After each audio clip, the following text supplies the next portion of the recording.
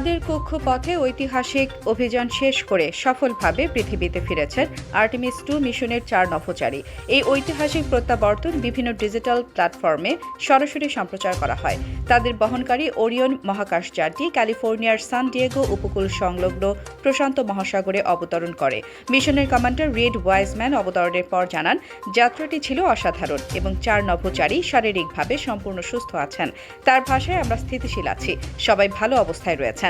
নাসার ল্যান্ডিং ও recovery director Liliana Villarreal জানান, অবতরণের প্রায় 2 ঘন্টার মধ্যে নভোচারীদের ক্যাপসুল থেকে উদ্ধার করা হবে। প্রথমে তাদের ফ্রন্ট পোর্চ নামে পরিচিত একটি ভেলায় আনা হবে। এরপর হেলিকপ্টারে করে মার্কিন নৌবাহিনীর উদ্ধারকারী জাহাজ ইউএসএস জন বি মুরথাতে স্থানান্তর করা হবে।